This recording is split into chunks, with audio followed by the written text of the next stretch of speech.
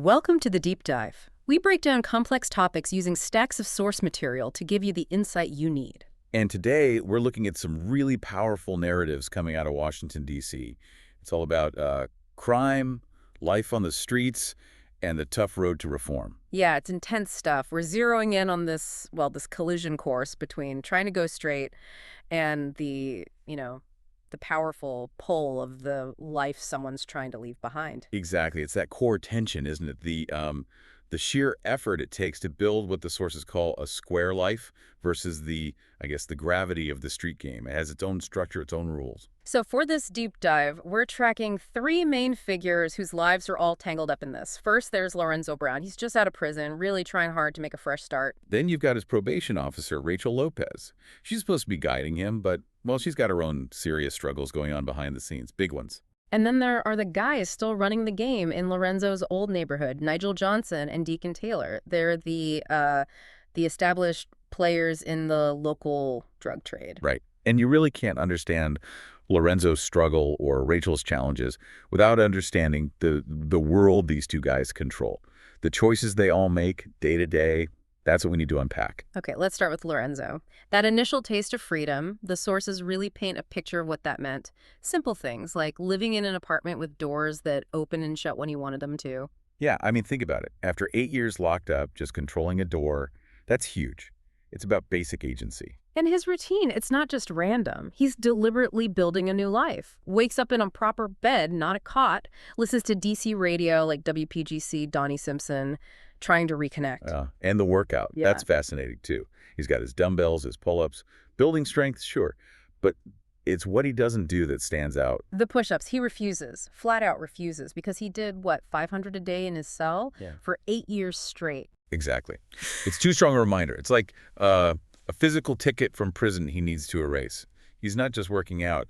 He's actively fighting those old institutional habits, replacing them. So, pushing away at the past. And then there's Jasmine, the dog. Ah, yes, Jasmine. The cream-colored mix he saved from the shelter on New York Avenue. He couldn't save them all, the source notes, but this one. This was a good dog. It feels significant.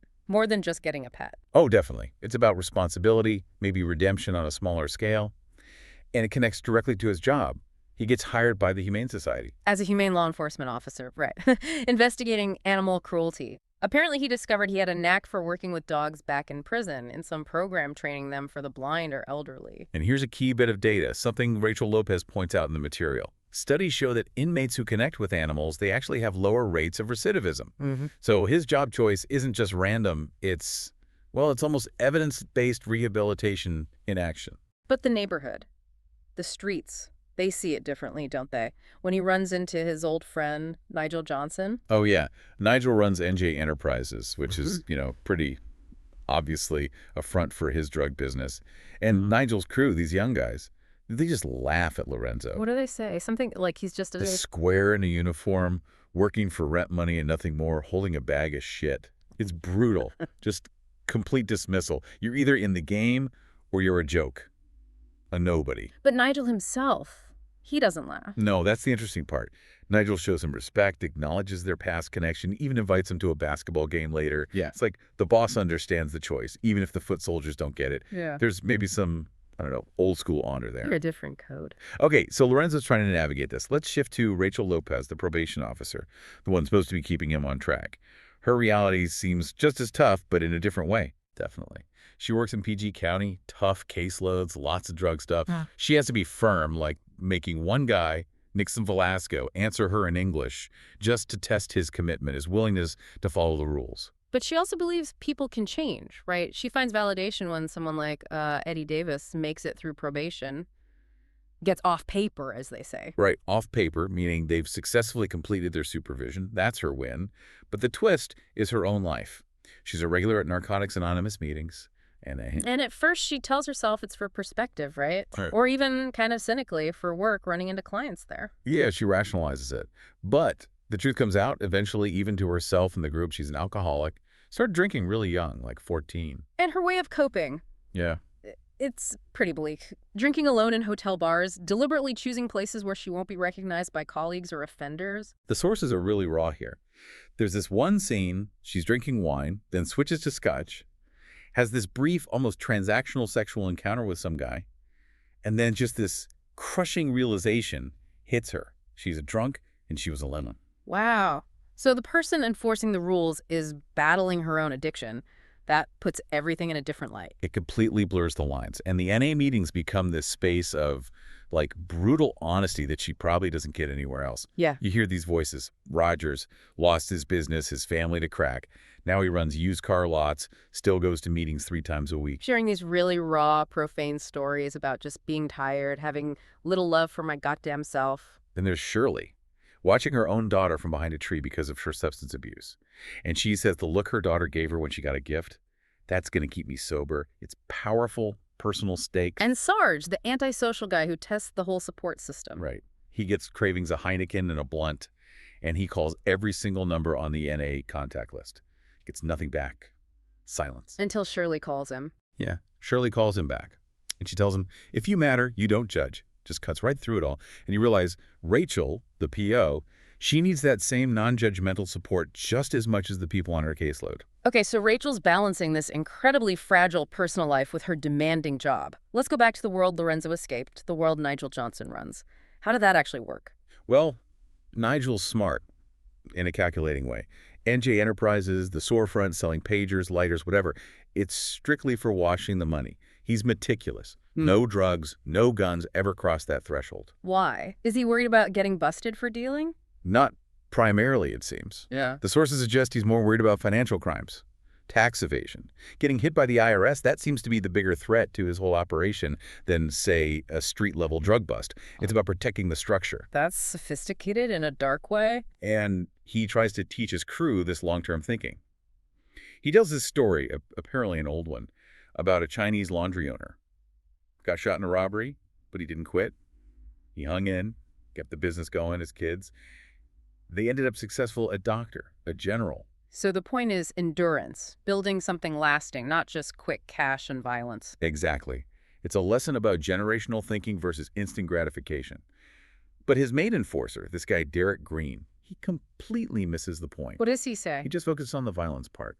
Says something like, he'd just go ahead and murder a motherfucker instead of enduring the hit. He doesn't get the long game at all. And that lack of understanding, that focus on immediate violence, that leads to trouble. Big trouble. It fuels the conflict.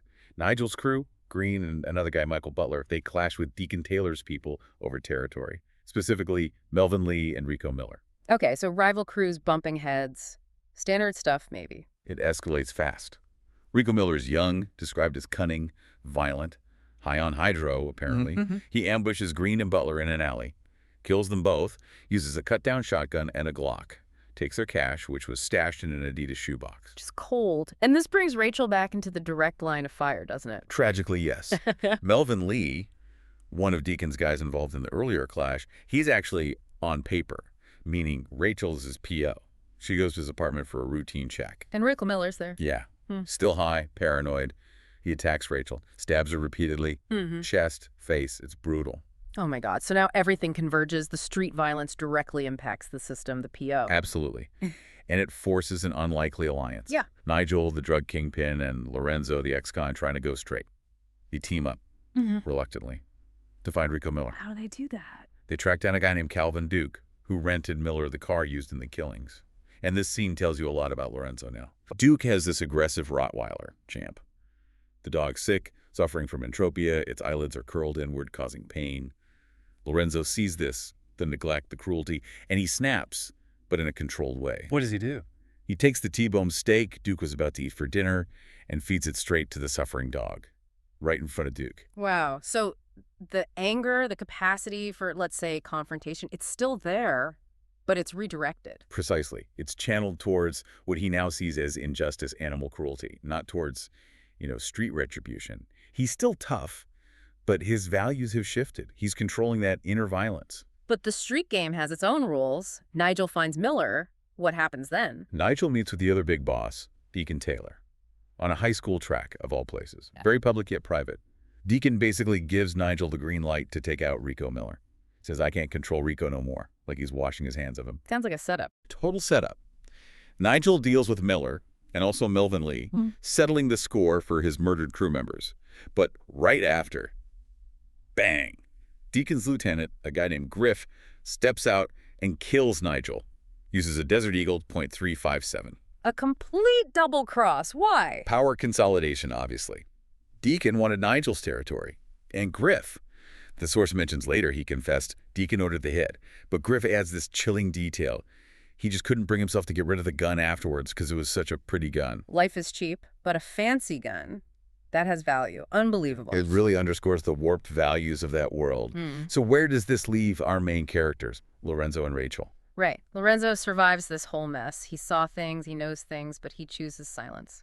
Doesn't go to the police. And he makes this very symbolic gesture. He seals up that cutout in his apartment floor, the place where he used to hide his guns. It's like physically closing the door on that part of his life. He's really committing to the square life. Find some personal happiness, too. Seems like it. He starts dating a neighbor, Rain, single mother. He tells her about his past, the prison time, his daughter Shay. Turns out she kind of already knew, and it doesn't matter to her. She accepts him. That's huge. Acceptance without judgment. Yeah, and he starts acting like a dad again.